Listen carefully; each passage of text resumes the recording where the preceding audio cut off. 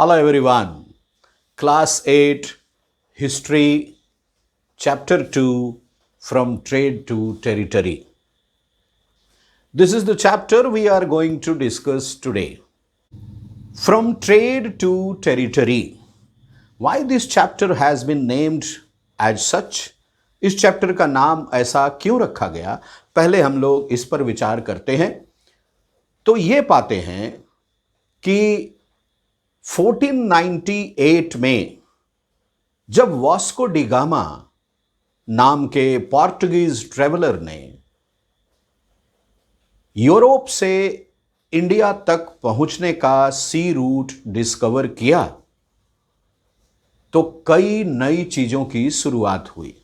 Many new things started. It provided opportunities to many things, many dimensions of life. Politics got affected, geography got affected, economy got affected, culture got affected, and above all, the mankind got affected.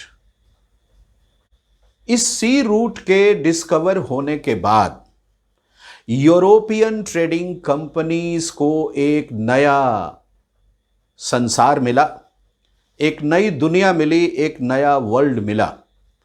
Europe की trading companies, व्यापारिक संस्थाएं India आकर व्यापार करके, trade करके ज़्यादा से ज़्यादा प्रॉफिट कमाना चाहती थी. उनका एक ही ऑब्जेक्टिव था, minimum expenditure and maximum profit. सभी ट्रेडर्स यही चाहते हैं. कोई नहीं चाहता है कि उसका नुकसान हो, फायदा तो सभी चाहते हैं. जाहिर है यूरोपियन ट्रेडिंग कंपनीज ने भी ऐसा ही चाहा. और जब एक ही काम में कई लोग लग जाते हैं तो कंपटीशन तो बढ़ेगा, राइवलरी तो बढ़ेगी. एक दूसरे के अगेंस्ट में स्ट्रेटजीज तो वो एडॉप्ट करेंगे और एक दूसरे को उस मार्केट से एलिमिनेट करने की कोशिश भी करेंगे.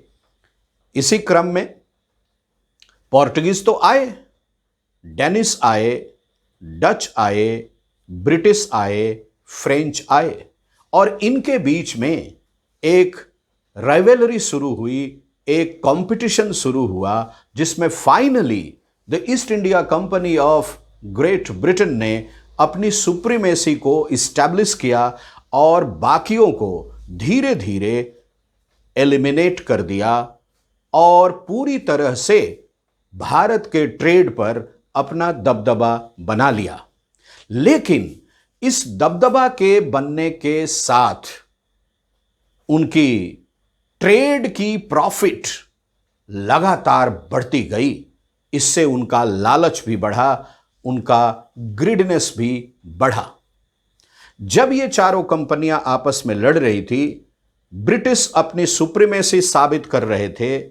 इसी क्रम में 1757 आते आते ब्रिटिश को यह लगने लगा कि वो अगर हिंदुस्तान के पॉलिटिकल अफेयर्स में भी इंटरफेयर करें, अपनी सुप्रीमेसी साबित करने की कोशिश करें तो शायद उनका ट्रेड ज़्यादा से ज़्यादा प्रॉफिटेबल हो पाएगा.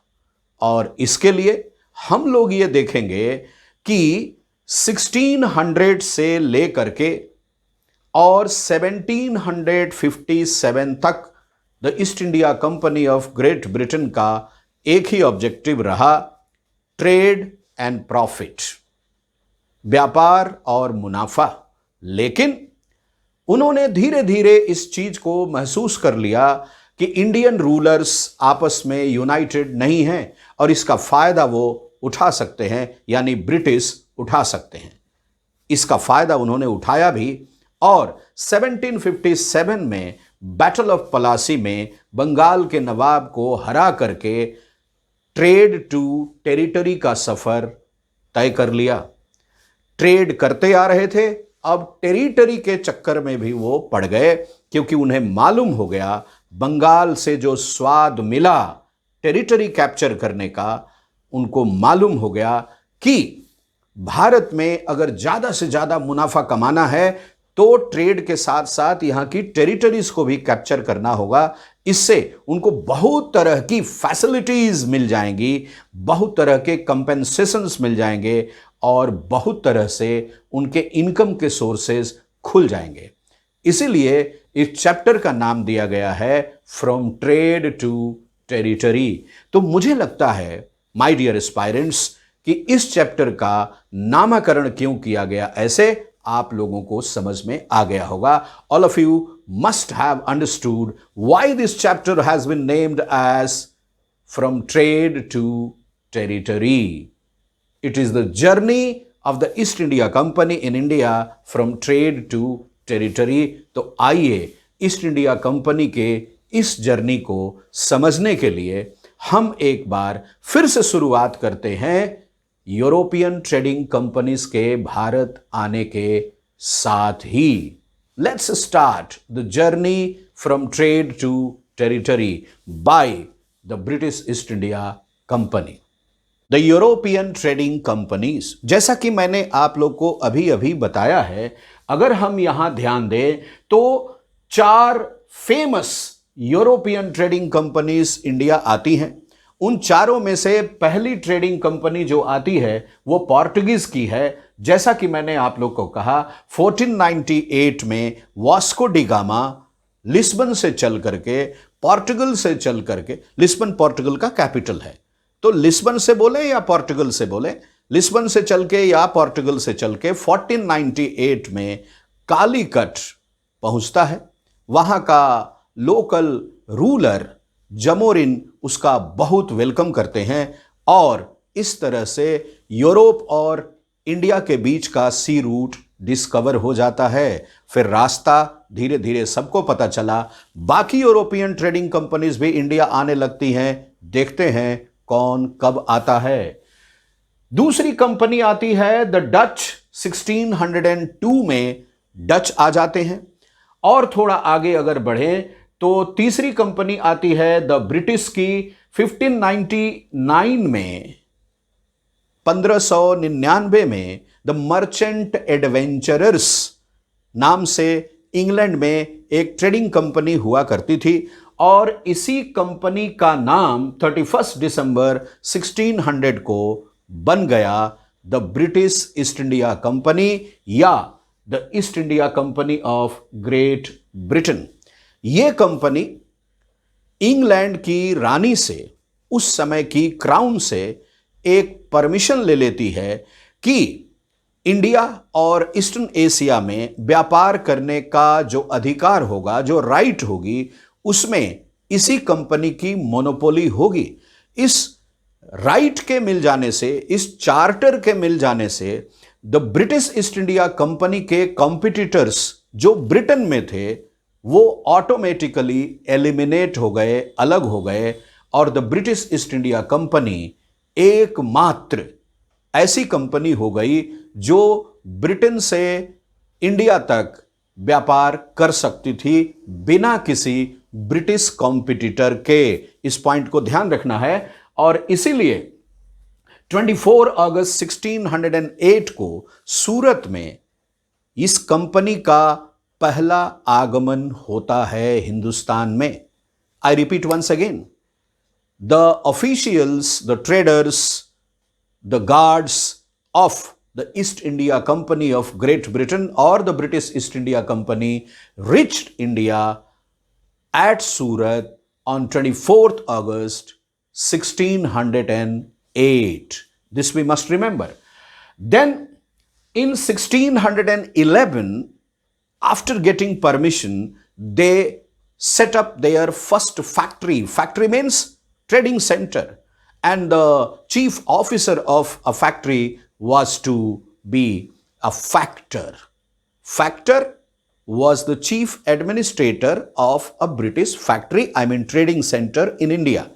And Masulipatanam and Masulipatanam 1611. 1612 they set up their factory in Surat, I mean business center in Surat. This we must remember.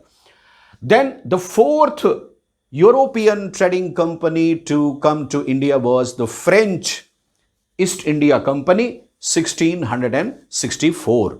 तो इस तरह से हम लोग देखते हैं कि चार बहुत पावरफुल, बहुत एफिशिएंट, बहुत कैपेबल, बहुत एनरिच्ड विथ इक्विपमेंट्स कंपनीज आती हैं यूरोप से, the Portuguese, the Dutch, the British and the French. इतनी बात भी क्लियर हो गई होगी आप लोग को। अब थोड़ा और अपनी यात्रा को हम लोग आगे बढ़ाते हैं। ईस्ट इंडिया कंपनी की यात्रा है ये, the East India Company from trade to territory. इसी यात्रा का हम लोग विवरण जानने का कोशिश कर रहे हैं। The British East India Company formation and objectives, थोड़ी सी नजर इस पे हम लोग डालते हैं। Originally chartered as the Governor and Company of Merchants of London trading into the East Indies.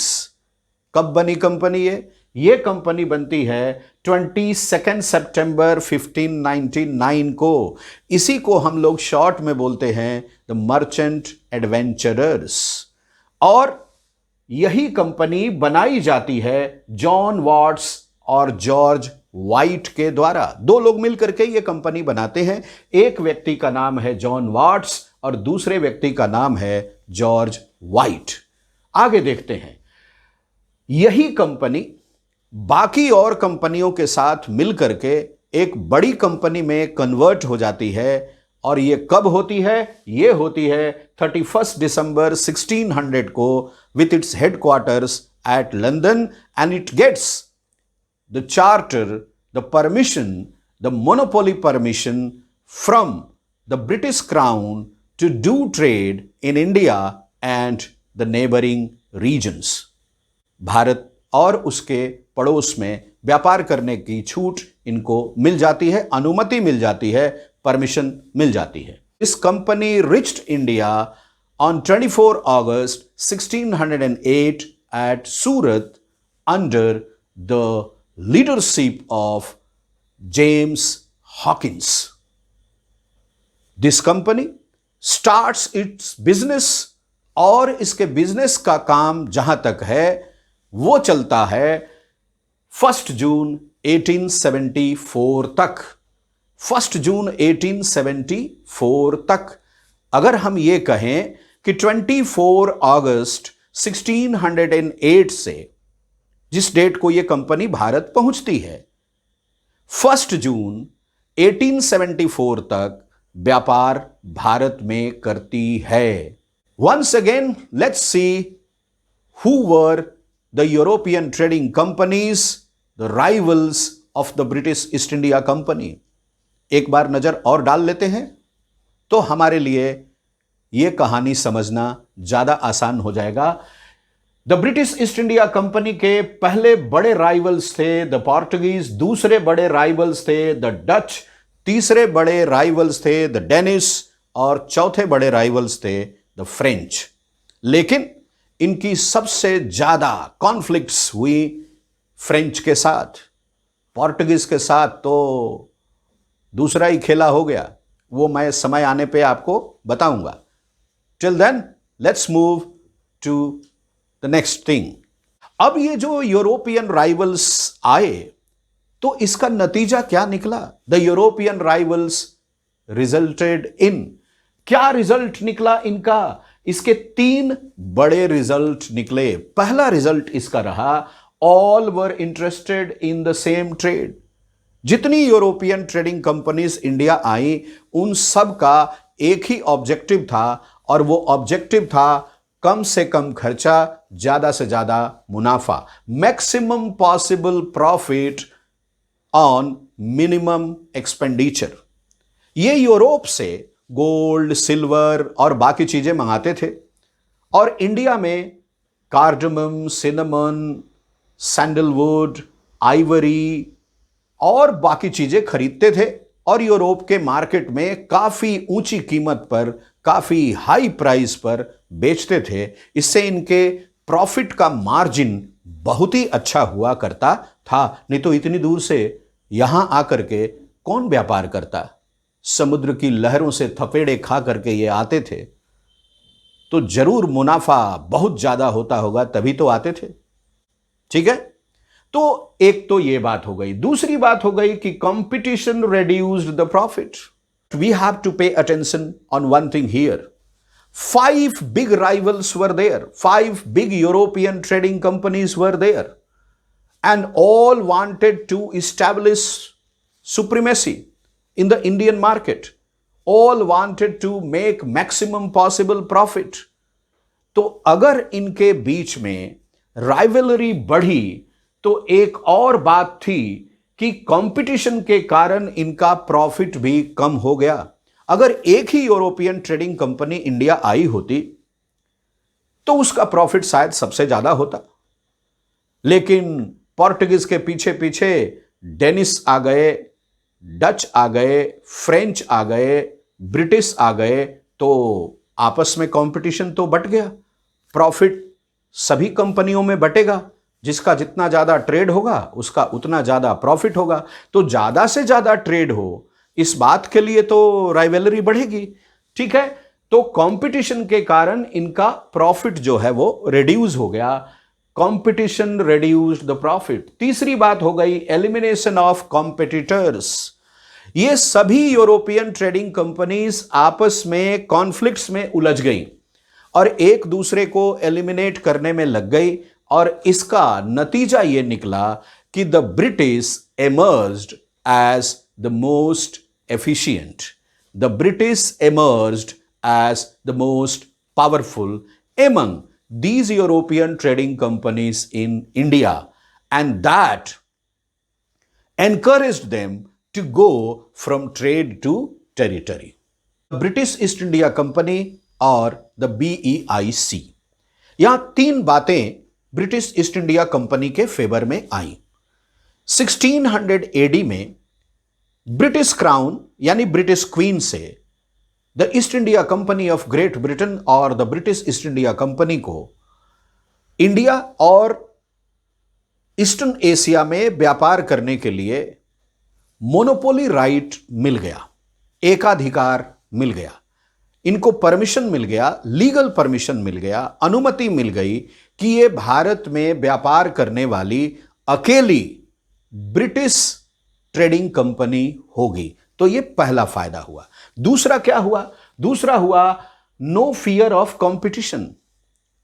जब क्वीन से इनको चार्टर मिला कि ये अकेली ब्रिटिश कंपनी होगी, ट्रेडिंग कंपनी होगी जो इंडिया में ट्रेड करेगी, तो जब अकेली होगी, when it was going to be a single company, the only company to do trade in India, then there would be no competitor.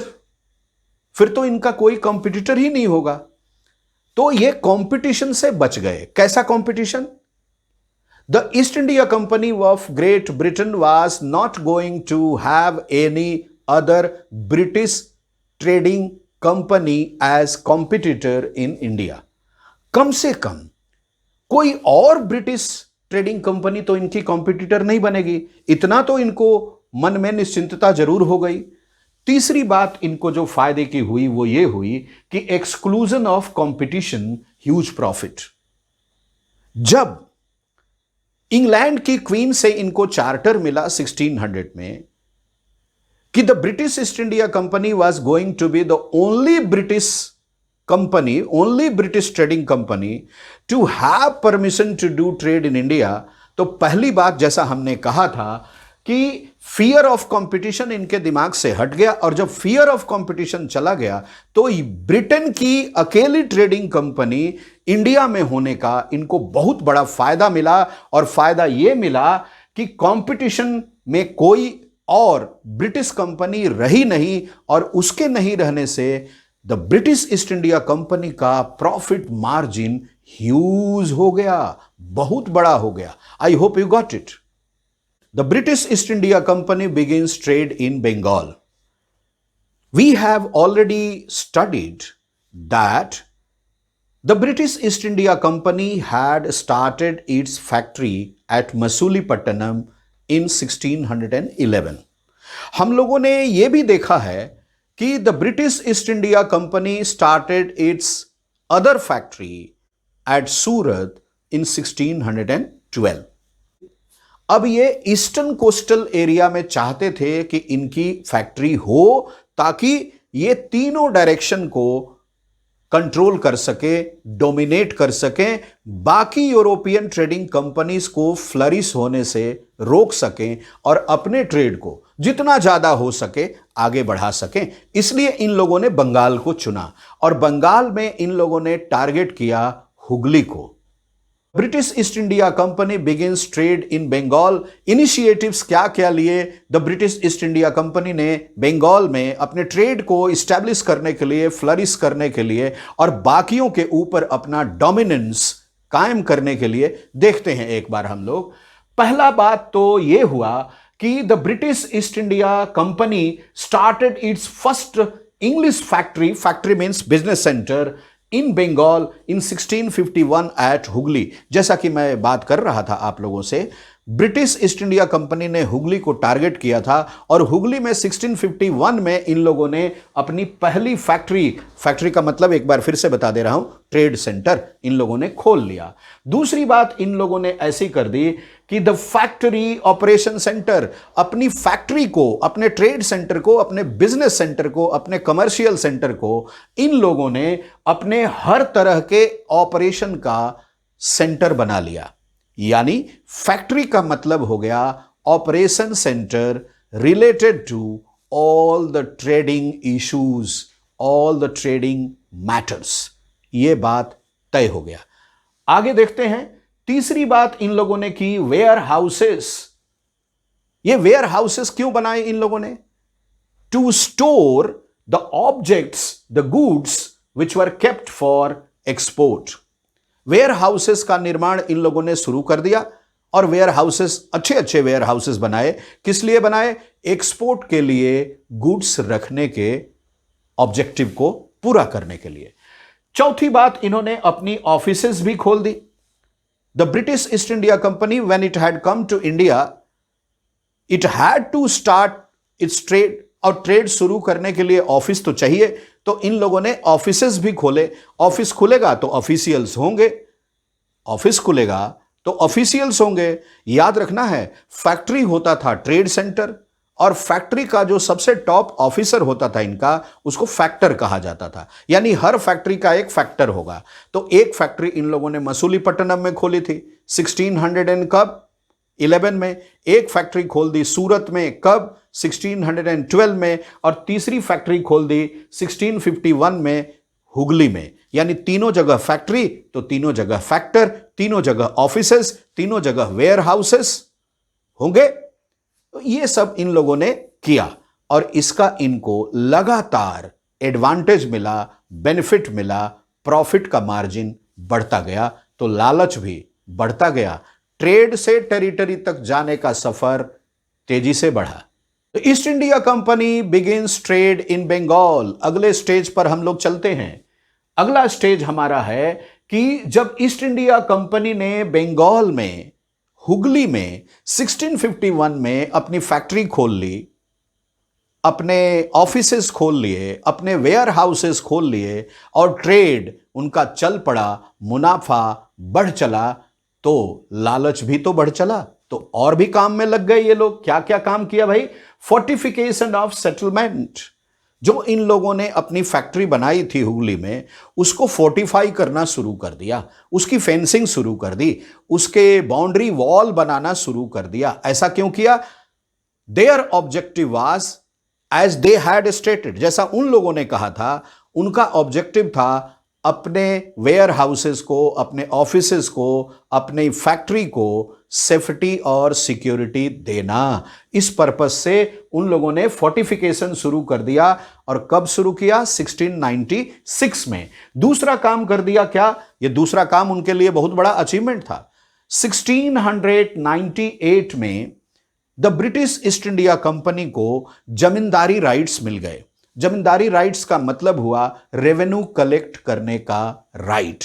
ये एक तरह से अगर कहा जाए तो हमारे देश की पॉलिटिक्स में ट्रेड टू टेरिटरी की ओर मुड़ने के लिए यह पहला इनका बड़ा पड़ाव था। दिख रहा था छोटा, लेकिन था बड़ा, क्योंकि इनको अभी तक सिर्फ ट्रेड करने का राइट था, अब इनको जमींदारी राइट भी मिल गया। थे व्यापारी, वसूलने लगे टैक्स, रेवेन्यू। ठीक, तो किसका किसका मिला? कालिकता गांव, गोविंदपुर गांव और सूतानाती गांव, ये 3 गांव, 3 विलेजेस की जमींदारी राइट्स इनको मिल गई 1698 में।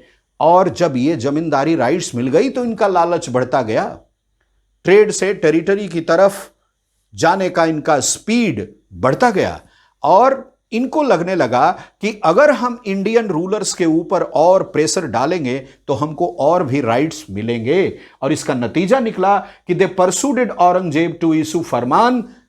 उस समय के मुगल एम्पायर थे औरंगजेब, और औरंगजेब के ऊपर the East India Company of Great Britain ने इस बात का दबाव बनाना शुरू कर दिया कि आप हमें और भी फैसिलिटीज दीजिए, आप हमें और भी रिलैक्सेशंस दीजिए। औरंगजेब धीरे धीरे दबाव में आने लगा। क्यों दबाव में आने लगा भाई? इसलिए कि उम्र बढ़ रही थी, सक्सेसर्स उनको पता था अच्छे नहीं थे, उनके कोर्ट में, दरबार में ग्रुपिज्म बढ़ने लगा था और डेक्कन में, साउथ में मराठों के साथ वो काफी लंबे समय तक उलझा रहा। एक बहुत बड़े कारण थे जिसके चलते ईस्ट इंडिया कंपनी का मनोबल बढ़ता गया, उनका कॉन्फिडेंस बढ़ता गया और वो औरंगजेब पर लगातार प्रेशर बनाते रहे।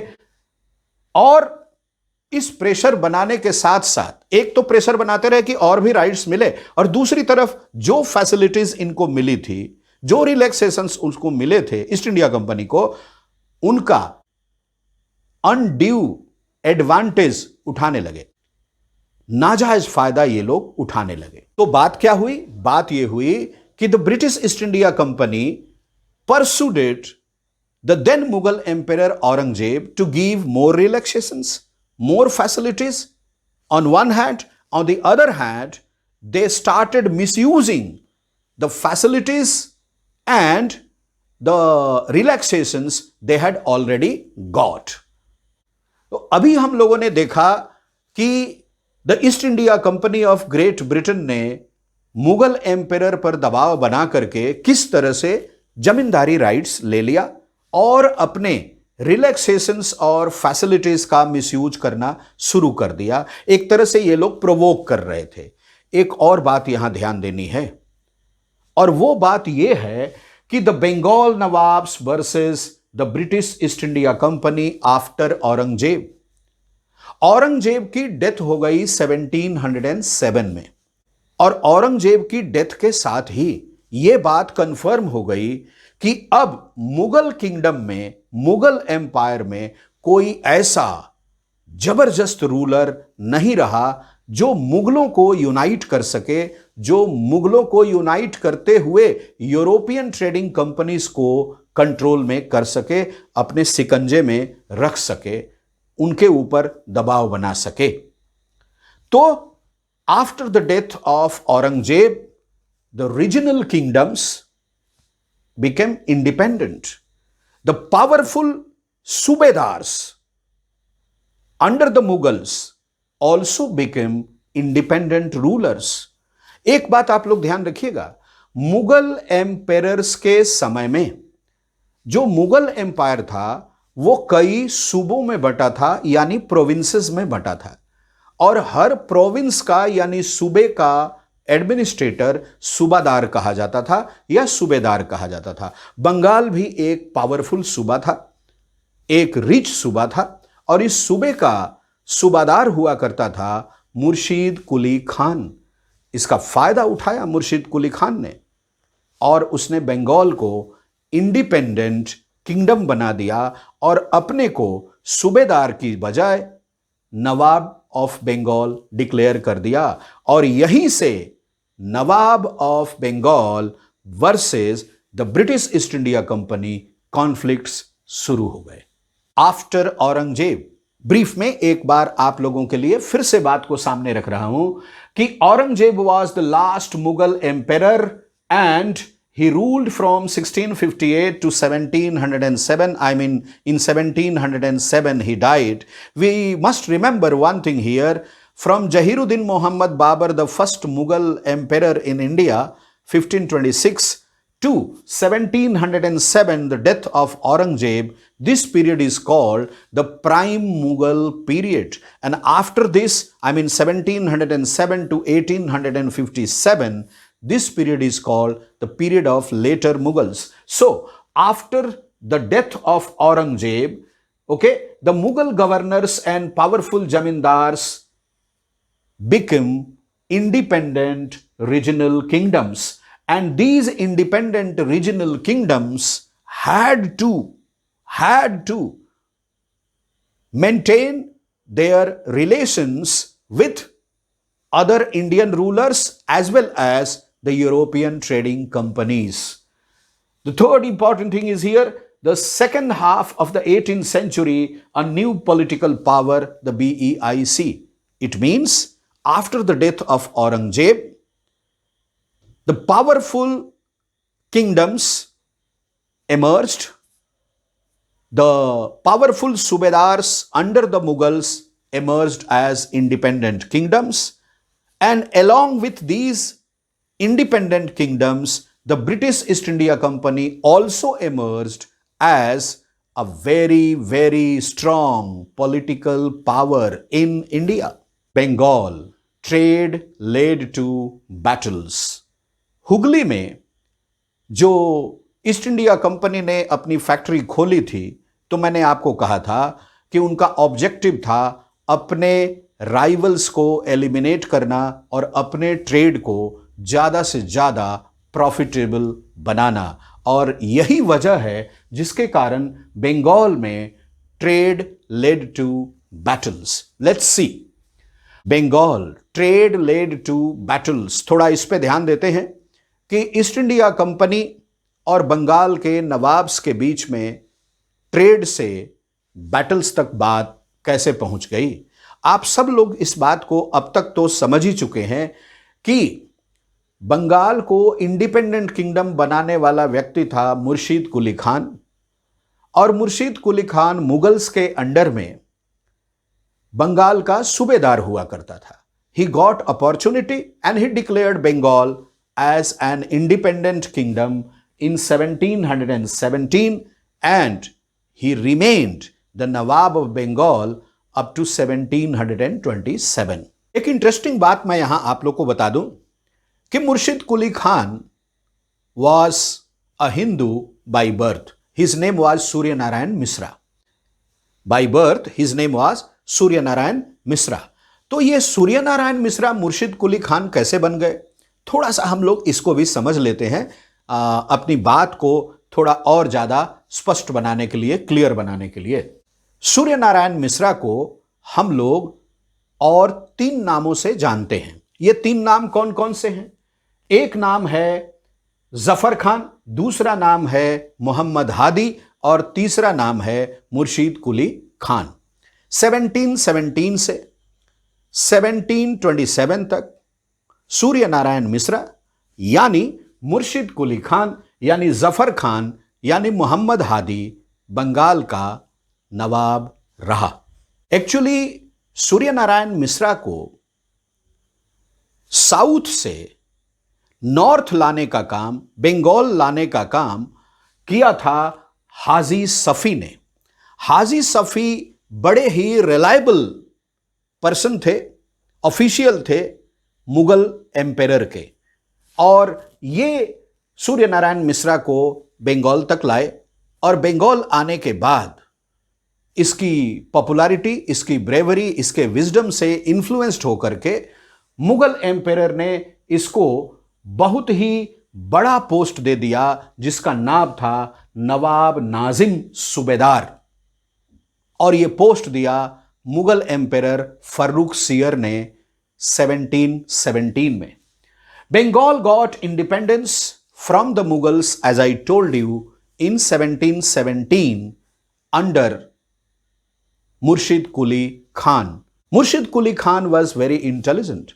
He shifted the capital of Bengal under his Nawabship from Dhaka to a new city, Murshidabad. Murshid Quli Khan, Murshidabad. I hope you got the point. After Murshid Quli Khan, Alivardi Khan was a very powerful nawab of Bengal. Murshid Quli Khan से अलीवर्दी खान तक आते आते ऐसा नहीं है कि कोई और लोग बंगाल के नवाब नहीं बने, क्योंकि अगर आप ईयर्स के ऊपर जोर देंगे तो आपको बात समझ में आ जाएगी। कैसे? Murshid Quli Khan was the nawab of Bengal from 1717 to 1727 and Alivardi Khan became Nawab of Bengal in 1740। तो 27 से 40 तक और लोग भी नवाब रहे होंगे, लेकिन हमें यहां पे मतलब है कि मुर्शिद कुली खान के बाद बंगाल का कोई और ताकतवर नवाब अगर हुआ मुर्शिद कुली खान के बाद, तो वो था अलीवर्दी खान, जो 1740 में नवाब बना बंगाल का मुर्शिद कुली खान के बाद। Alivardi Khan's original name was Shuja ul Mulk Hashim ud Daula महावत जंग Mirza Muhammad Alivardi Khan. Alivardi Khan, as I told you, he became the Nawab of Bengal in 1740 after defeating Sarfaraz Khan of Nasiri dynasty. Sarfaraz Khan was also a Nawab of Bengal. I mean, the Nawabship of Bengal was succeeded by Alivardi Khan after defeating Sarfaraz Khan. Alivardi Khan had no natural male successor. He had 3 daughters, and the 3 daughters of Alivardi Khan were number 1 Ghasiti Begum, number 2 Maimuna Begum, and number 3 Amina Begum. I have written Amina Begum in red ink. Mirza Muhammad Mansur ul Mulk Sirajud Dawla was the son of Amina Begum and Zainuddin Ahmad, who was Naib Nazib under Nawab of Bengal. This Sirajud Dawla was the last independent Nawab of Bengal. The last independent Nawab of Bengal, that we must remember. Sirajud Dawla. Let us see something more about Sirajud Dawla. Sirajud Dawla succeeded Nawab Alivardi Khan in 1756.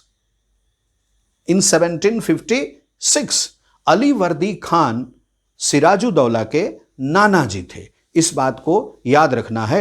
Amina बेगम यानी सिराजुद्दौला की mother Alivardi Khan की तीसरी बेटी थी। इस बात को ध्यान रखना है।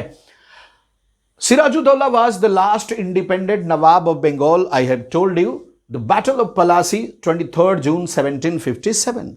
23rd June 1757 को the East India Company versus the nawab of Bengal एक बहुत ही फेमस बैटल हुआ। इस बैटल का नाम है द बैटल ऑफ पलासी। इसको पलासी क्यों बोलते हैं? क्योंकि बंगाल के इस रीजन में पलास ट्रीज के फॉरेस्ट बहुत घने हैं और बड़े हैं, और इन्हीं पलास ट्रीज की अबंडेंस के कारण, ज्यादा मात्रा में उपलब्धता के कारण इस बैटलफील्ड का नाम पड़ गया द बैटल ऑफ पलासी। और इसी बैटल में क्लाइव, रॉबर्ट क्लाइव के लीडरशिप में द ईस्ट इंडिया कंपनी ने एक बहुत ही स्ट्रेटेजिक विक्ट्री पाई, और इस विक्ट्री के साथ बंगाल के नवाब सिराजुद्दौला की डिफीट हो गई, और सिराजुद्दौला बंगाल के लास्ट इंडिपेंडेंट नवाब साबित हुए। इसी विक्ट्री के साथ द ईस्ट इंडिया कंपनी की जो यात्रा थी फ्रॉम ट्रेड टू टेरिटरी, ये शुरू हो गई। अब तक ट्रेड चल रहा था। 1600 में the East India Company of Great Britain बनी थी। 1608 में 24 अगस्त को सूरत पहुंची थी, और वहां से लेकर के ये 23 जून 1757 तक ये कंपनी ट्रेड करती रही। लेकिन इस विक्ट्री के बाद, बैटल ऑफ पलासी की विक्ट्री के बाद, इस कंपनी की यात्रा हो गई from trade to territory. I hope from trade to territory is now clear. थोड़ा और आगे बढ़ेंगे हम लोग। क्लाइव का रेपुटेशन बहुत बढ़ गया। एक और बात का ध्यान रखना है कि जब बैटल ऑफ पलासी चल रही थी तो ये वो पीरियड था जब यूरोप में 7 इयर्स वॉर चल रहा था बिटवीन ब्रिटेन एंड फ्रांस। और मैं आपको यह भी बता दूं कि Britain had defeated France in the 7 years war. Trade led to tension, लेकिन ट्रेड के चलते टेंशन क्यों बढ़ेगा भाई? क्योंकि the East India Company wanted more privileges, more facilities, more relaxations from the nawab of Bengal, and the nawab of Bengal was not ready to give. Who was the nawab? Sirajuddaula. अब हम लोग जो कहानी समझने जा रहे हैं वो ये है कि सिराजुद्दौला और ईस्ट इंडिया कंपनी के बीच में टेंशन कैसे बढ़ा, बैटल ऑफ पलासी तक बात कैसे गई, बैटल ऑफ पलासी में इनकी हार कैसे हुई, और ट्रेड से टेरिटरी तक का सफर East India Company of Great Britain का कैसे पूरा हुआ, तो नजर डालते हैं. ध्यान रखिएगा, 8 बातें, 8 पॉइंट्स हैं यहां पर. किस चीज के? Trade led to tension. How? First thing, nawabs refuse to grant concessions. जो भी ईस्ट इंडिया कंपनी का नवाब बना, चाहे मुर्शिद कुली खान रहे हो, या अली वर्दी खान रहे हो, या सिराजुद्दौला रहे हो, मैंने 3 पावरफुल इंडिपेंडेंट नवाब्स का नाम केवल लिया है आपके सामने, क्योंकि यही तीनों बहुत ताकतवर नवाब थे बंगाल के. इनमें से सब ने ईस्ट इंडिया कंपनी को किसी भी तरह का रिलैक्सेशन देने से साफ साफ डिनाई कर दिया, इनकार कर दिया. दूसरी बात, demanded high rate of tributes. The Bengal nawabs, Bengal के नवाबों ने ईस्ट इंडिया कंपनी के प्रॉफिट को देख लिया था कि इनकी प्रॉफिट बहुत ज्यादा है, अगर ज्यादा नहीं होती तो ये समंदर पार करके यहां कैसे आके बैठे होते. तो इसलिए नवाब ने ईस्ट इंडिया कंपनी से कहा कि आप हमें रेवेन्यू ज्यादा देंगे, टैक्सेस ज्यादा देंगे, ट्रिब्यूट्स ज्यादा देंगे, तभी आपको व्यापार करने मिलेगा, नहीं तो व्यापार बंद. दूसरी बात हो गई. तीसरी बात, refuse to grant right to mint coins. The East India Company wanted to mint in India its own coins. एक राजा के दरबार में, एक राजा के किंगडम में, एक नवाब के नवाबशाही में कोई दूसरा अगर ट्रेडिंग कंपनी ये कहे, एक बिजनेस हाउस कहे, एक व्यापारिक घराना बोले कि हम अपने सिक्के अलग से छापेंगे, अलग से मिंट करेंगे, ये तो सोवरेनिटी, संप्रभुता के ऊपर चोट हो गई.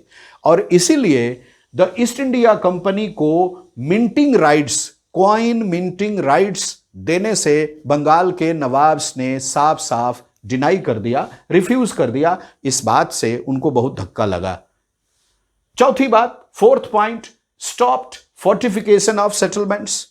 The British East India Company wanted to fortify their settlement in Hooghly, their warehouses in Hooghly, their factory in Hooghly, but the Bengal nawab said it's not possible without our prior permission. And when they requested, I mean the East India Company of Great Britain requested for the permission to construct the boundary wall, or you can say to go for fortification, they denied. साफ साफ इनकार कर दिया, आप fortify नहीं कर सकते हो. अच्छा, क्या कारण हो सकता है कि फोर्टिफिकेशन नहीं करने दिया? कारण यह था कि फोर्टिफिकेशन करने के बाद दीवारी के अंदर, चहार दीवारी के अंदर, उस फोर्ट के अंदर क्या हो रहा है किसको पता है?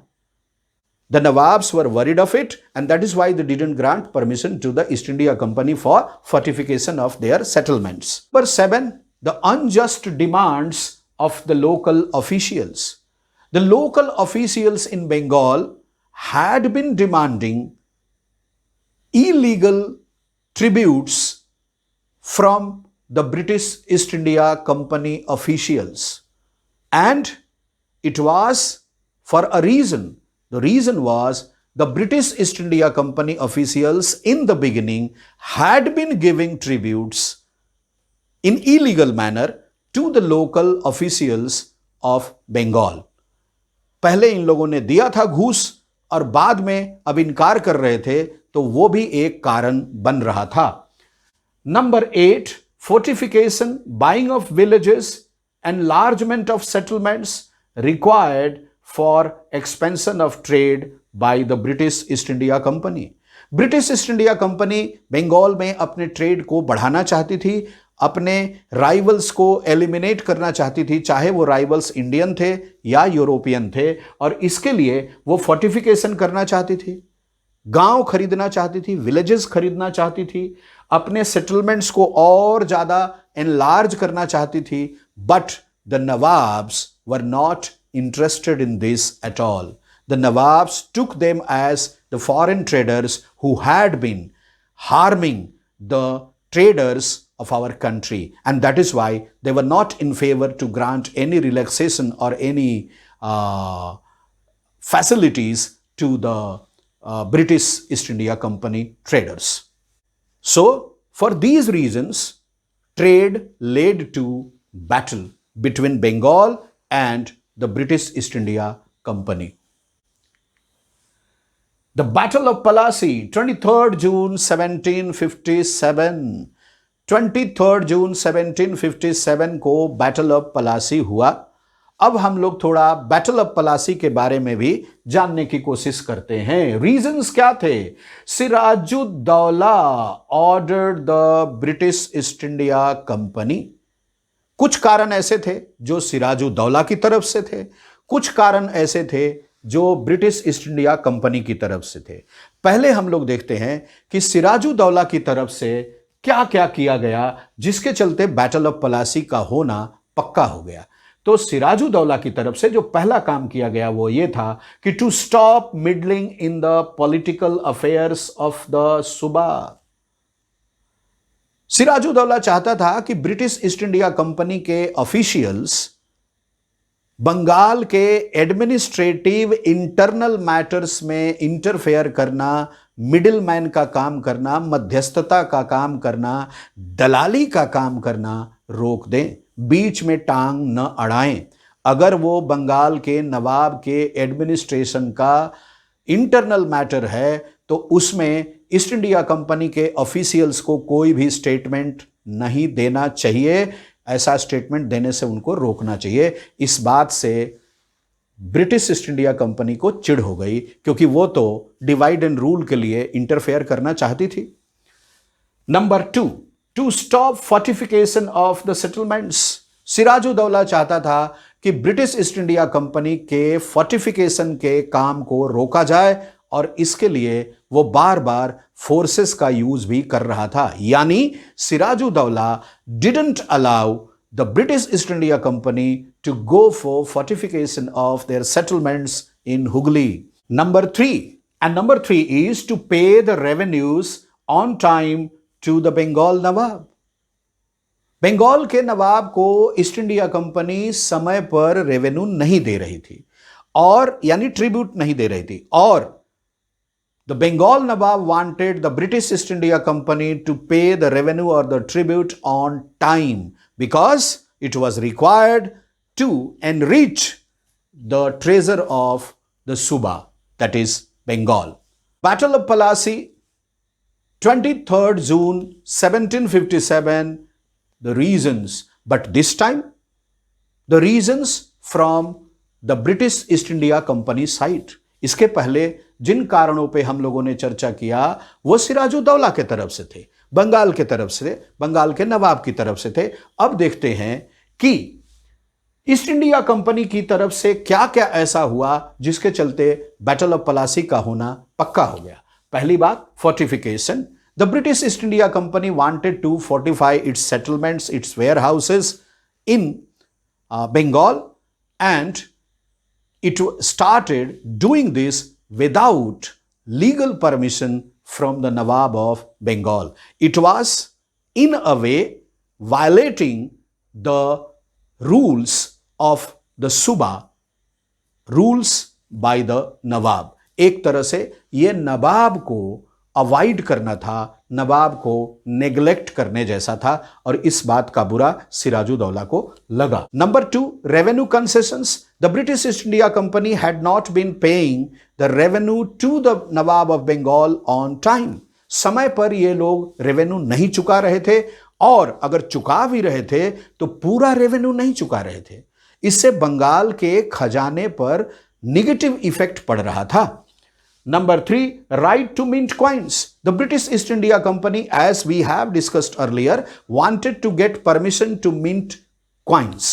But अगर बंगाल के किंगडम में बंगाल के नवाब के अंडर में एक ट्रेडिंग कंपनी को कॉइन मिंटिंग का राइट मिल जाता तो यह भी गलत था, यह सोवरेनिटी के ऊपर क्वेश्चन मार्क था। और इसीलिए अंग्रेजों को यानी the British East India Company को कॉइन मिंटिंग का राइट सिराजुद्दौला ने बिल्कुल नहीं दिया और इस बात से वो चिढ़ गए।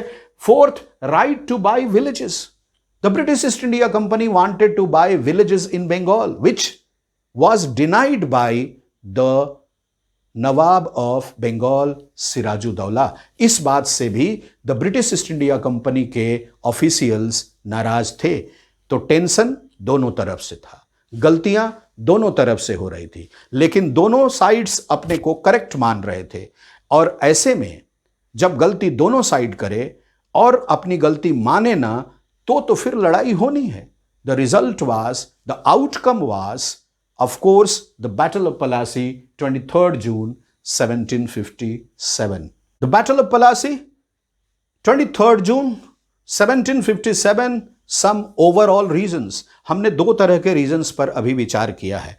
कुछ रीजंस हम लोगों ने सिराजुद्दौला की तरफ से देखे, कुछ रीजंस हम लोगों ने ब्रिटिश ईस्ट इंडिया कंपनी की तरफ से देखे। अब हम लोग कुछ रीजंस ऐसे भी देखते हैं जो ओवरऑल थे, जिनको हम ये नहीं कह सकते कि ये इनकी तरफ से रीजन था या उनकी तरफ से रीजन था, ये दोनों तरफ से थे।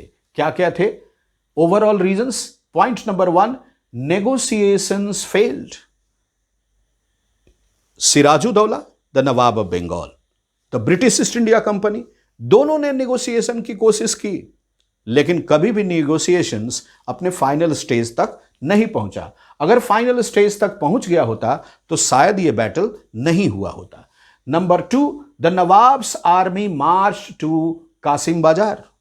जब ब्रिटिश ईस्ट इंडिया कंपनी ने नवाब की बात नहीं मानी, सिराजुद्दौला की बात नहीं मानी, तो सिराजुद्दौला की आर्मी कासिम बाजार तक पहुंच गई, जो the British East India Company को ठीक नहीं लगा। Third, captured warehouses and officials. Nawab की आर्मी, सिराजुद्दौला की आर्मी ने कासिम बाजार पहुंचकर उनके वेयर हाउसेस को डिस्ट्रॉय कर दिया, उनके ऑफिशियल्स को अपने कब्जे में ले लिया और ब्रिटिश सोल्जर्स या ट्रेडर्स या ऑफिशियल्स वहां जितने भी थे उन सब को डिसआर्म कर दिया। This is number 4। तो ये 4 बातें हो गई। अब 5वीं बात पर हम लोग आते हैं। 5वीं बात यह थी कि ब्लॉकेड ब्रिटिश शिप्स। बंगाल के नवाब ने हुगली पोर्ट में जो ब्रिटिश शिप्स आ रही थी उनको ब्लॉक कर दिया, उनको अपना गुड्स अनलोड नहीं करने दिया और लोड भी नहीं करने दिया। इस बात से उनका ट्रेड रुका और उनको भारी नुकसान हुआ और इसीलिए उनको नाराजगी ज्यादा हुई। किससे? सिराजुद्दौला से, नवाब ऑफ बंगाल से। तो टेंशन तो बढ़ रहा है। अब देखते हैं 6ठी बात, 6th point, march towards Calcutta to control Company fort. Sirajuddaula ने अपनी आर्मी को यह ऑर्डर दे दिया कि आप आगे बढ़ो और कोलकाता को कैप्चर करो। तो ये लोग कलकत्ता की तरफ बढ़ने लगे और कलकत्ता फोर्ट को, कलकत्ता में जो कंपनी का फोर्ट था उसको कैप्चर करने के लिए आगे बढ़ गए। Number 7, the fall of Calcutta. Sirajuddaula की आर्मी ने कलकत्ता के ब्रिटिश फोर्ट पे अटैक कर दिया, कैप्चर कर लिया और इन सभी कारणों से बैटल ऑफ पलासी एकदम पक्का हो गया कि यह वॉर होना ही होना है और हुआ भी। The battle of Plassey 23rd June 1757। देखते हैं इसके 2 साइड कौन कौन से थे। द बैटल ऑफ पलासी में जो 23rd जून 1757 को लड़ा गया, 2 पार्टी थी। एक तरफ the British East India Company of Great Britain, तो दूसरी तरफ द सूबा ऑफ बंगाल अंडर सिराजुद्दौला। लेकिन सिराजुद्दौला को यहां सपोर्ट कौन कर रहा है? सिराजुद्दौला को सपोर्ट कर रही थी the French east India Company of France. क्यों भाई? क्योंकि उस समय यूरोप में 7 इयर्स वॉर चल रहा था और उस 7 इयर्स वॉर में जो 2 ग्रुप थे वो कौन कौन से ग्रुप थे? British and French.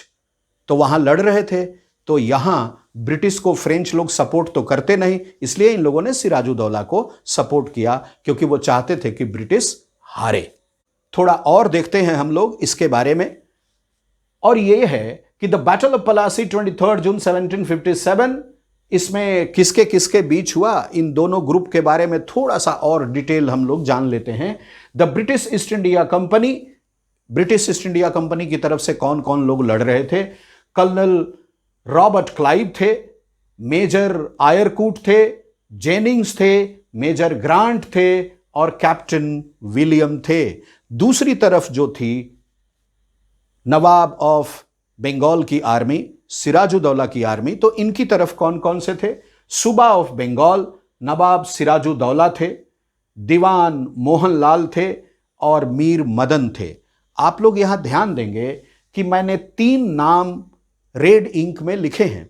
ये तीनों थे तो सिराजुद्दौला के लोग, थे तो सूबा ऑफ बंगाल के लोग, लेकिन ये 3 लोग the British East India Company से मिले हुए थे और इन्हीं तीनों के ब्रिटिश ईस्ट इंडिया कंपनी से मिलने के कारण सिराजुद्दौला की हार बैटल ऑफ पलासी में निश्चित हो गई थी। ये 3 लोग कौन थे? मीर जफर अली खान, ये सिराजुद्दौला के सेनापति भी थे, and he deceived Sirajuddaula and he was with Robert Clive. Lutuf Khan and Rai Durlabh, ये तीनों the British East India Company से मिल गए और इनको मिलाने में सबसे बड़ा रोल था सिराजुद्दौला की मौसी यानी घसीटी बेगम का। डिफीट ऑफ सिराजुद्दौला, रीजंस क्या थे, थोड़ा इस पे विचार करते हैं।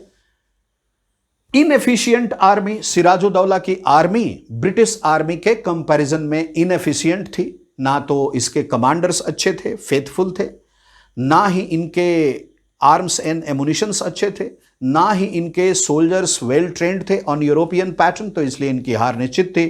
दूसरा था ट्रेचरी ऑफ मीर जाफर, जैसा कि हम लोगों ने अभी अभी देखा है। राय दुर्लभ, लुतुफ खान और मीर जाफर, ये तीनों मिल गए थे किससे? ब्रिटिश ईस्ट इंडिया कंपनी से। तो ट्रेचरी ऑफ मीर जाफर भी इस बात के लिए रिस्पॉन्सिबल था कि सिराजुद्दौला की हार हुई बैटल ऑफ पलासी में। तीसरी बात थी क्लाइव्स कमांड।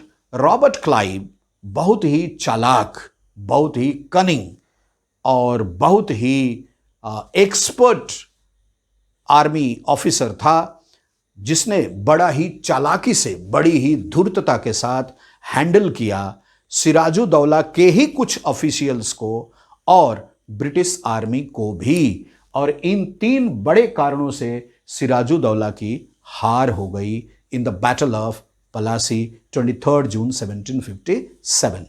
रिजल्ट्स क्या क्या रहे, रिजल्ट्स पे थोड़ी सी नजर डालते हैं। Sirajuddaula was assassinated. मैं आपको बताऊं, सिराजुद्दौला का असासिनेशन मर्सिलेस था, मर्सिलेस। मीर जाफर के बेटे मीरन, घसीटी बेगम, इन सब ने मिल करके सिराजुद्दौला को, उसके बेटे को, उसकी पत्नी को, उसकी मां को, सबको मार डाला। And after that the British East India Company appointed Mir Jafar as the nawab of Bengal. After assassination of Sirajuddaulah, one thing was very clear, and that is the second point, the first major victory of the British East India Company. Trade से territory की तरफ जाने के लिए British East India Company का first major step battle of Plassey साबित हुआ। तीसरी बात क्या हुई? After the defeat of Sirajuddaula, Mir Jafar was appointed the Nawab of Bengal by the British East India Company, and Mir Jafar proved to be a puppet Nawab. ये कठपुतली नवाब साबित हुआ। जैसा the British East India company चाहती थी, ये वैसा ही करता था, इसका अपना कुछ भी भेजा नहीं था। एक्सपेंशन ऑफ ट्रेड अनसेटिस्फैक्टरी, ब्रिटिश को ऐसा लगा, the British East India Company को ऐसा लगा कि बैटल ऑफ पलासी में जीतने के बावजूद, मीर जाफर को पपेट नवाब बनाने के बावजूद, उनका ट्रेड उस तरह से फ्लरिश नहीं किया जैसा उन लोगों ने एक्सपेक्ट किया था। तो आगे क्या हुआ, देखते हैं आगे क्या हुआ। जैसा कि मैंने कहा कि the British were not satisfied with the development of the British trade in Bengal under the new puppet Nawab, Mir Jafar. So they changed the Nawab. Mir Jafar was replaced by Mir Qasim. And what happened after that? Mir Jafar remained the Nawab from 1757 to 1760. And then Mir Qasim remained the Nawab of Bengal from 1760 to 1763. But after that, there was a battle. That battle is called the Battle of Buxar. It is one of the decisive battles in the history of India. It is also said, ऐसा भी कहा जाता है कि battle of Palasi ने जिस काम को शुरू किया था, बैटल ऑफ बक्सर ने उसे पूरा कर दिया। कौन से काम को शुरू किया था भाई? इस काम को शुरू किया था ट्रेड टू टेरिटरी। यह बैटल ऑफ पलासी से शुरू हुआ और बैटल ऑफ बक्सर से यह ट्रेड टू टेरिटरी वाला काम पूरा हो गया। यानी the British East India company trade और टेरिटरी दोनों पे काबिज हो गई।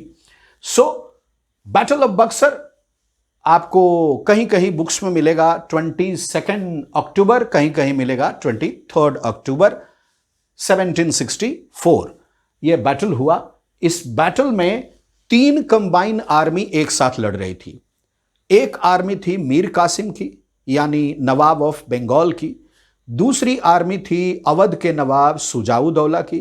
तीसरी आर्मी थी मुगल एम्पेरर शाह आलम सेकंड की। ये तीनों कंबाइन आर्मी को लॉर्ड क्लाइव ने अपनी डिप्लोमेसी से, अपने कनिंग अप्रोच से, अपने मिलिट्री स्किल से, आप जैसे चाहे बोलिए, हरा दिया। और हराने के बाद एक बार फिर से Mir Jafar was reinstalled as the puppet nawab of Bengal. Then the Treaty of Allahabad 1765. 1765 में treaty of Allahabad British East India Company ने साइन की मुगल एम्पेरर के साथ, और इसी के साथ ट्रेड टू टेरिटरी का उनका सफर पूरी तरह से सफल रहा, सक्सेसफुल रहा। वो ट्रेड में थे, अब टेरिटरी में भी आ गए। देवर established in trade, now they established themselves in territory also. Mir Jafar died in 1765, and after his death, Bengal was totally under the clutches of the British East India Company. And the Treaty of Allahabad was signed on 12th August 1765. But what was there in the Treaty of Allahabad? Let's see. The Treaty of Allahabad was signed on 12 August 1765. The first thing is the British East India Company became strong political power with the Treaty of Allahabad. Point number 2, Midnapur, Bardhaman and Chittagong to the British. These 3 were given to the British East India Company. I repeat the names: Midnapur, Bardhaman and Chittagong. Third point, duty-free trade right granted except 2% on salt. British East India Company को व्यापार करने का पूरा अधिकार दे दिया गया, वो भी बिना किसी ड्यूटी पे किए। Duty free trade right to the East India Company of Great Britain. उनको केवल एक ही टैक्स पे करना था, एक ही चीज पे ड्यूटी पे करनी थी, और वो चीज थी सॉल्ट, और उस पे भी ड्यूटी कितनी थी? केवल 2%, यानी 100 रुपए में 2 रुपए tax. Fourth point, political settlements with Shah Alam second. Shah Alam second कौन थे? मैंने बताया अभी आपको, he was the Mughal emperor. Shah Alam second के साथ the British East India Company के कुछ पॉलिटिकल एग्रीमेंट्स हुए, कुछ पॉलिटिकल सेटलमेंट्स हुए जो the British East India Company के फेवर में थे और मुगल एम्पेरर के अगेंस्ट में थे। Fifth point, political settlement with Shuja-ud-Daula. Shuja-ud-Daula के साथ भी इनका पॉलिटिकल सेटलमेंट हुआ। सुजाउद्दौला कौन है? अवध के नवाब। जब हम लोग इन टॉपिक्स पे आएंगे तो किसी और चैप्टर में, तब इनके बारे में हम लोग और ज्यादा डिस्कस करेंगे। अभी हमारा फोकस बंगाल पर है।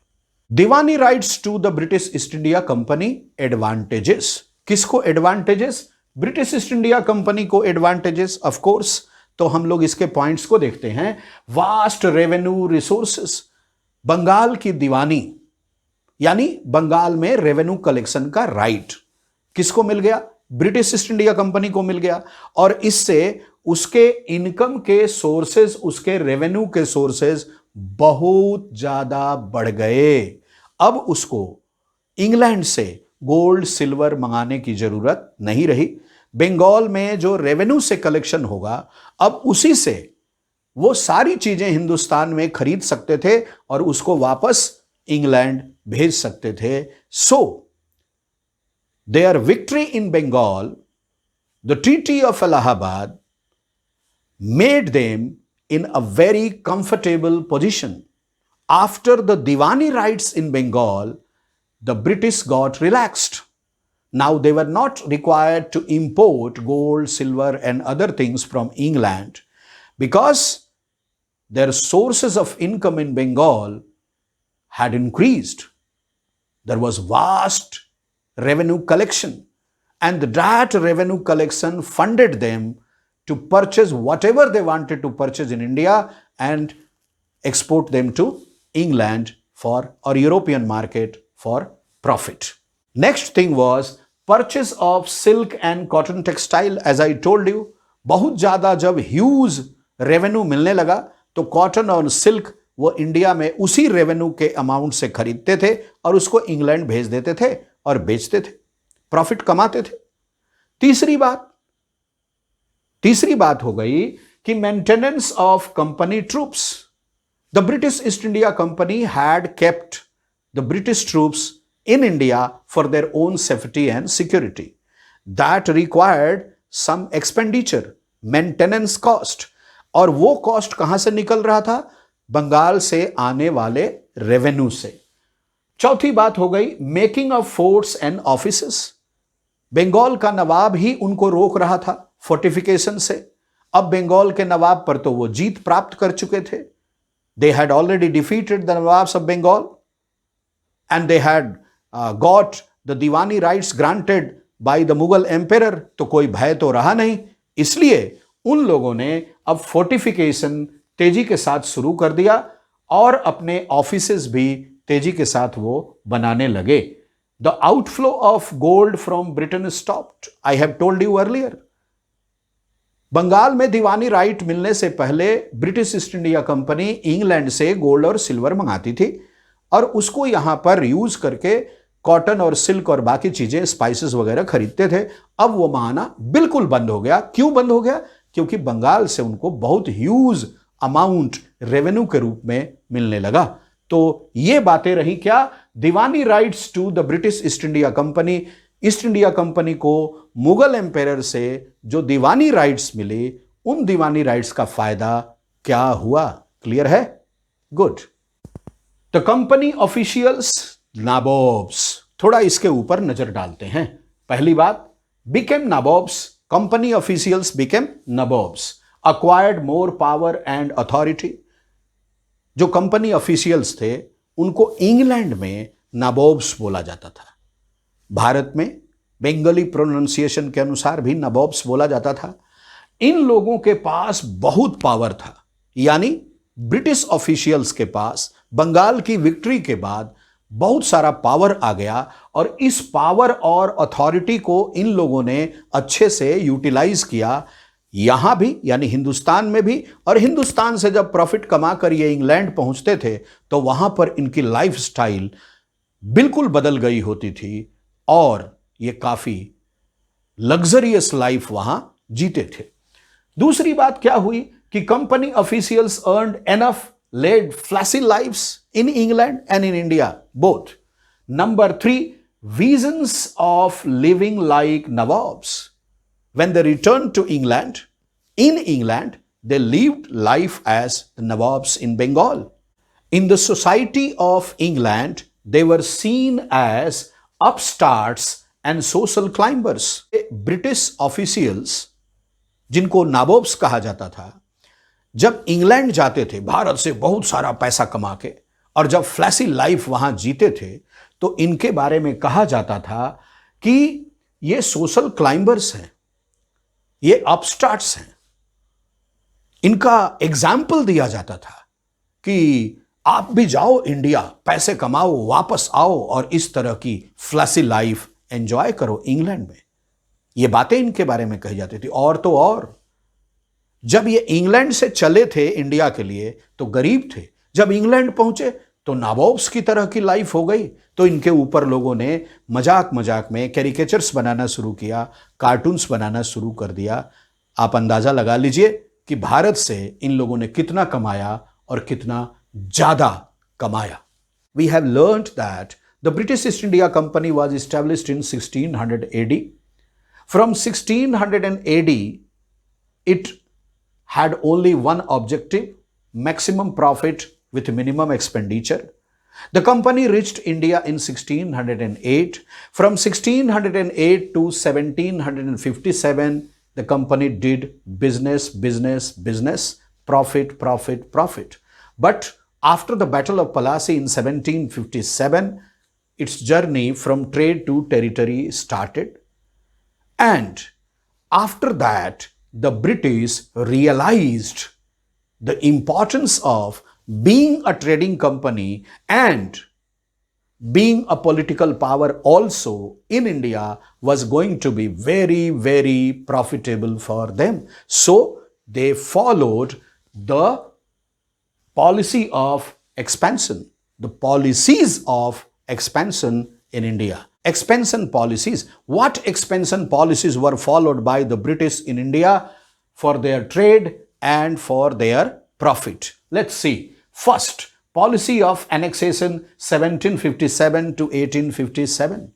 1757 बैटल ऑफ पलासी से लेकर के रिवोल्ट ऑफ 1857 तक the British East India Company ने एक्सपेंशन, एनेक्सेशन, इसी पॉलिसी को फॉलो किया। दूसरी पॉलिसी थी divide and rule policy. Bharat के राजाओं को, भारत के शासकों को आपस में लड़ा देना, चाहे जैसे हो, और उस लड़ाई का अनड्यू एडवांटेज उठाना, नाजायज फायदा उठाना। यह ब्रिटिश ईस्ट इंडिया कंपनी और उसके ऑफिशियल्स स्किल्ड थे, इसमें अच्छे से जानते थे। तीसरा, the British residents in Indian states. British लोगों ने कमजोर भारतीय राजाओं के दरबार में, कोर्ट में, they used to appoint an officer.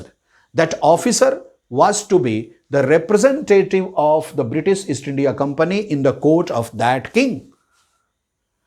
The king could not take any major decision which could go against the British East India Company interests without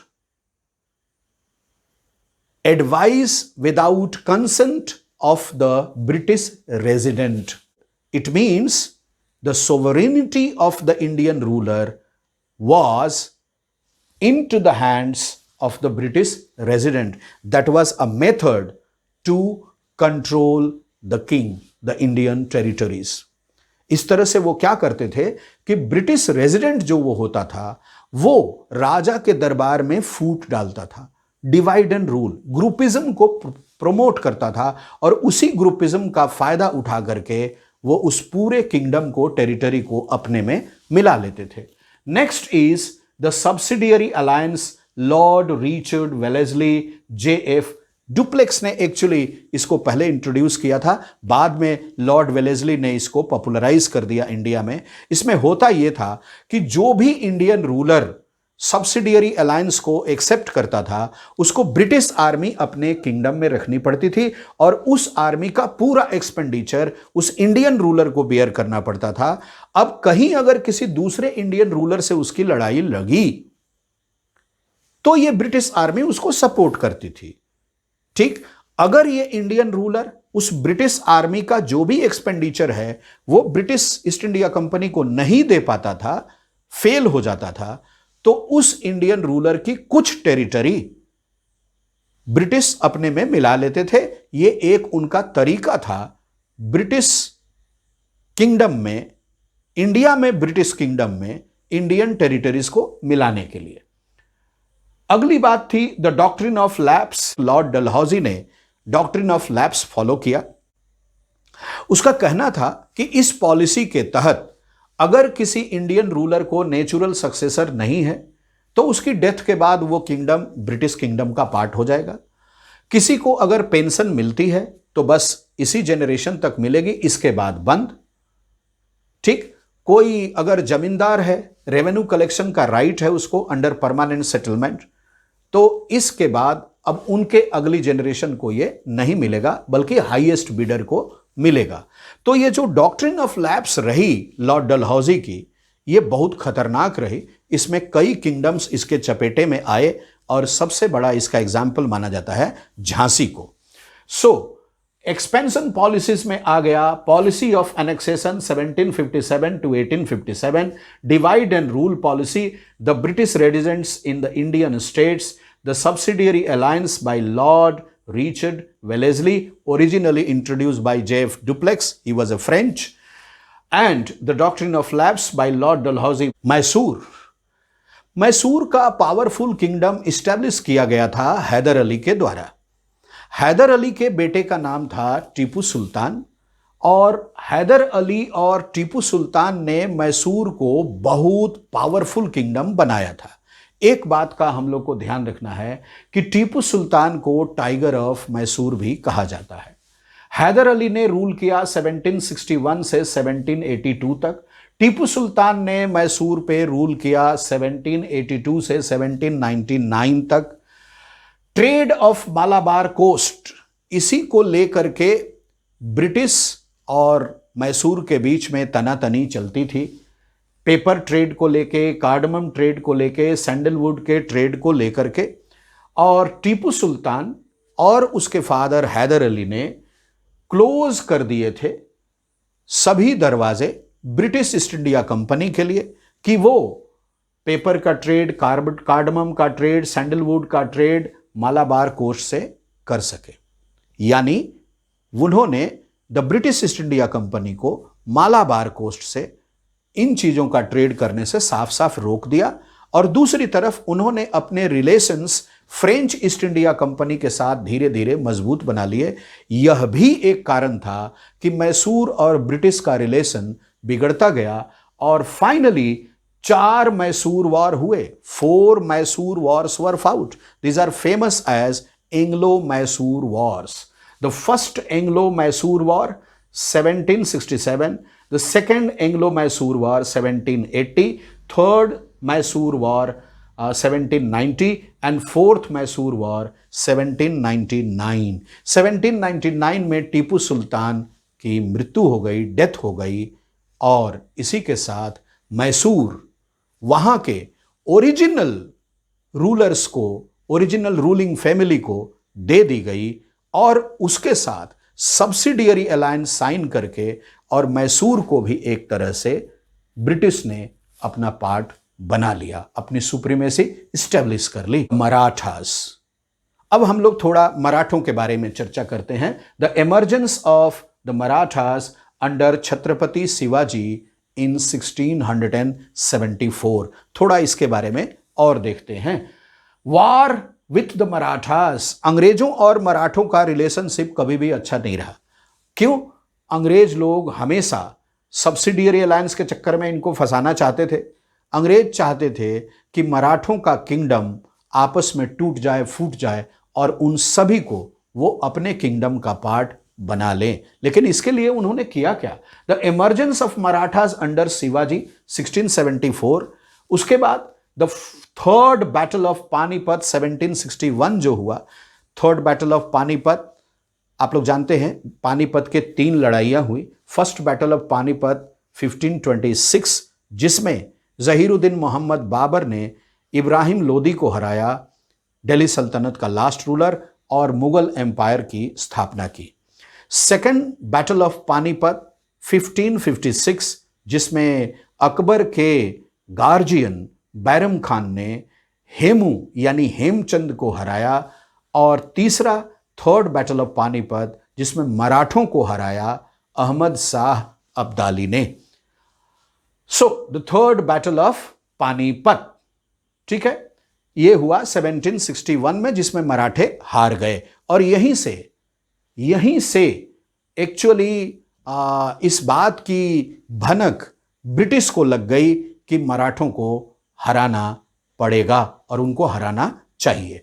तो क्या हुआ आगे? द फर्स्ट पेशवा हुए बालाजी विश्वनाथ 1713 में, पेशवा यानी प्राइम मिनिस्टर। ठीक है, छत्रपति शिवाजी के बाद धीरे धीरे ऐसी स्थिति बन गई कि मराठों में चीफ एडमिनिस्ट्रेटर के नाम पर पेशवा का रुतबा सबसे स्ट्रांग हो गया, पावरफुल हो गया। और सबसे पहले फर्स्ट पेशवा हुए बालाजी विश्वनाथ 1713 में। ठीक है, इनका अपॉइंटमेंट किया था साहू जी महाराज ने। तो द बेस्ट पेशवा कौन हुआ?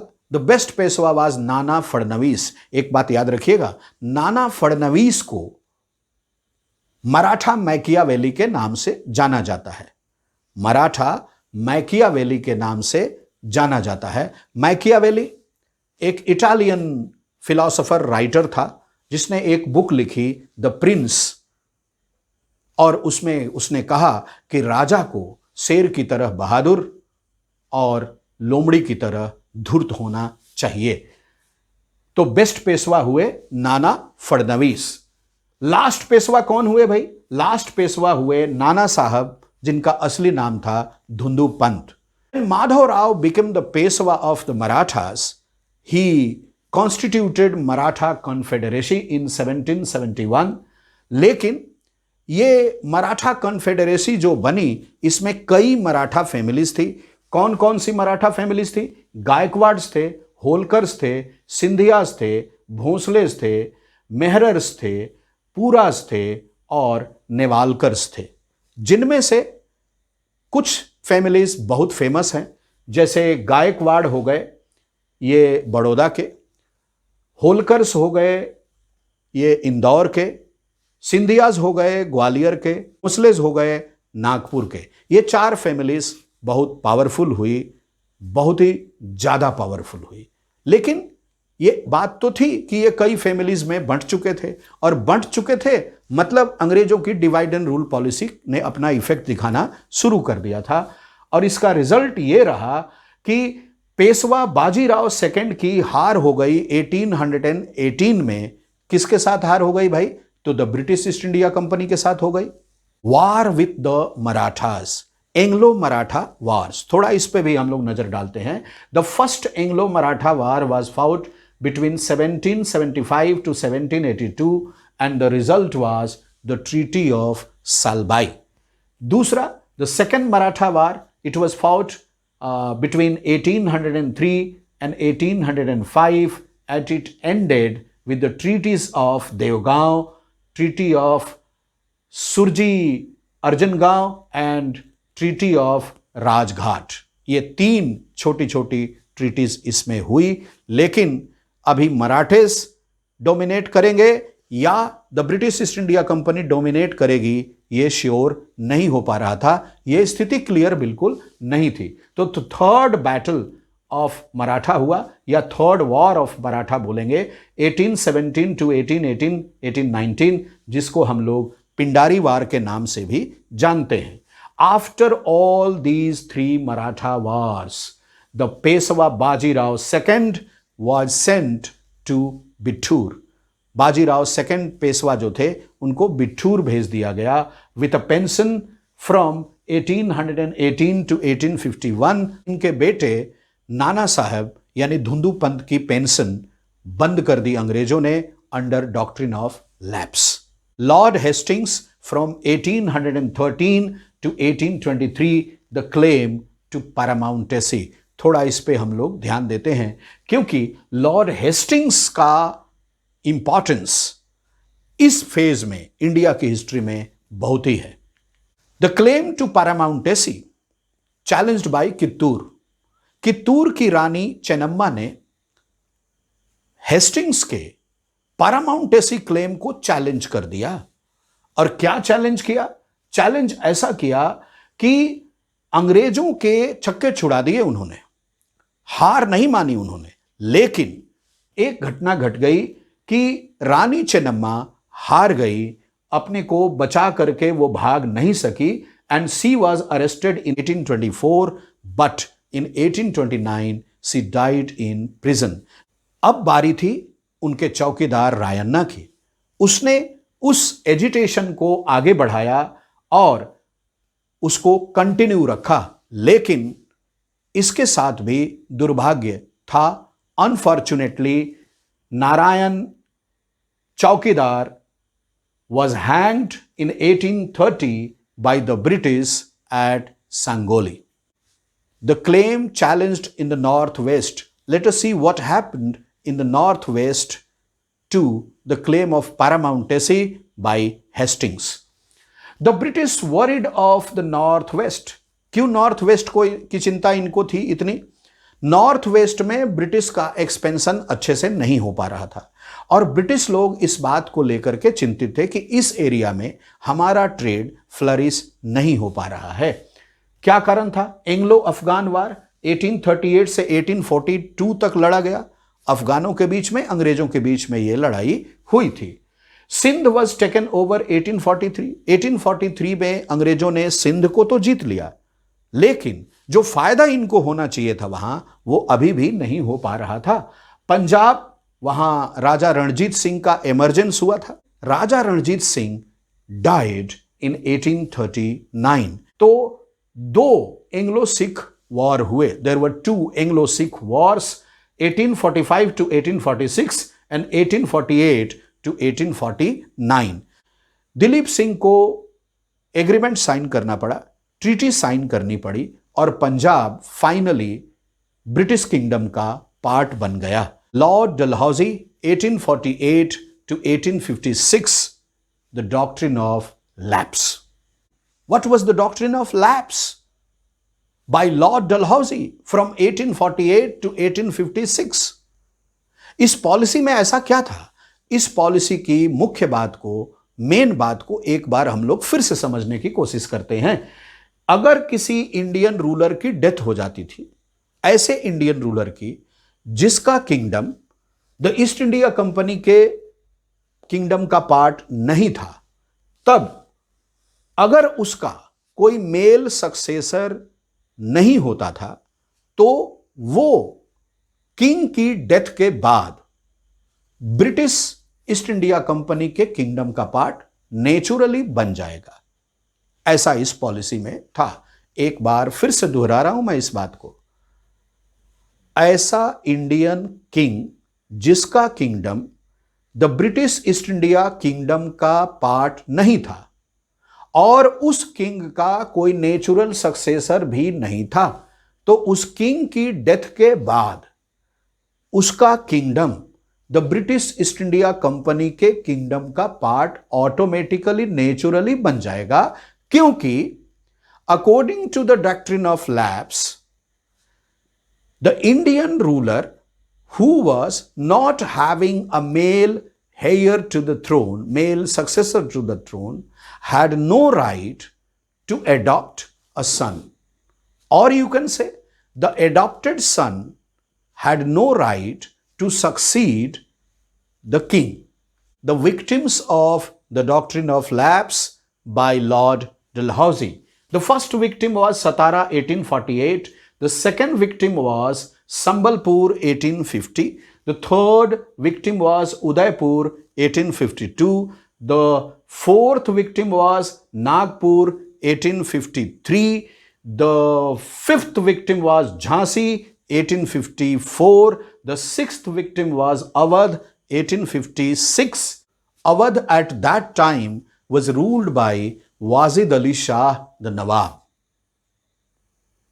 And the British claimed that Awadh under Wazid Ali Shah was under misgovernance, and it was their moral responsibility, it was their obliged duty to free the people of Awadh from the misgovernance of Wazid Ali Shah.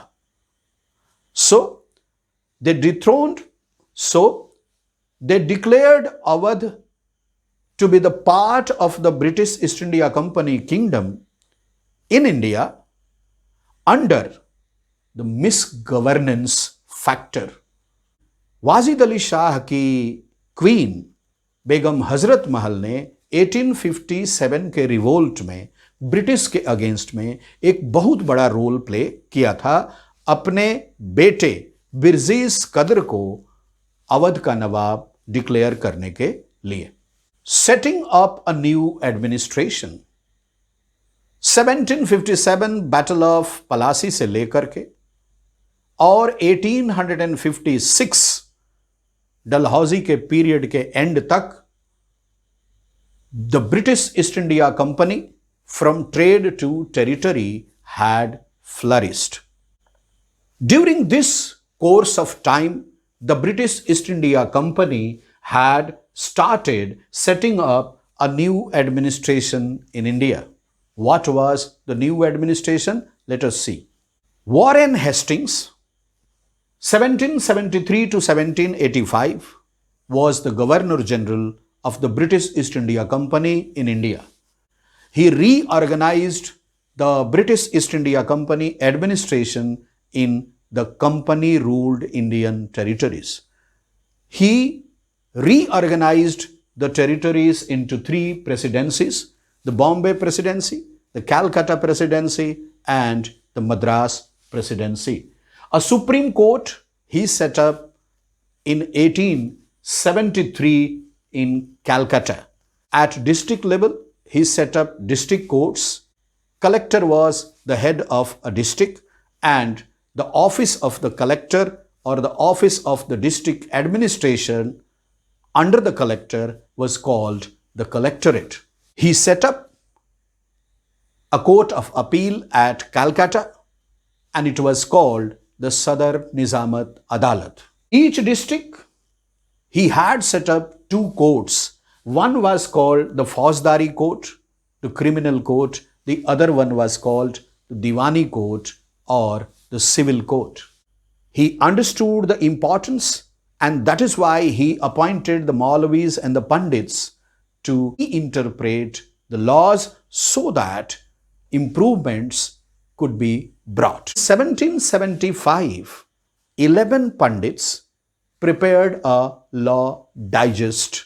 N.B. Halhed was given the responsibility to translate that law digest into English, and he did it successfully. In 1878, a code of Muslim law was also prepared. How was it? How was the army of the British East India Company in India? Let us see. The first point is the British East India Company army was well trained, well equipped. It was a modern Sepoy army. The soldiers in the army were professional soldiers. In the British East India Company army, there was a gradual decline of the cavalry and a rapid increase of importance of the infantry. The British East India Company always maintained its pace with the changing approach of the modern army. By 19th century, the British East India Company developed itself into a uniform system of military culture. It means altogether we find that the army of the British East India Company was well organized, well trained, well equipped, and very good professional army. Now about the conclusion. From trade to territory, I hope all of you have understood the story, how the British East India Company developed itself, marched ahead from trade to territory. A trading company became a trading company plus a ruling company in India.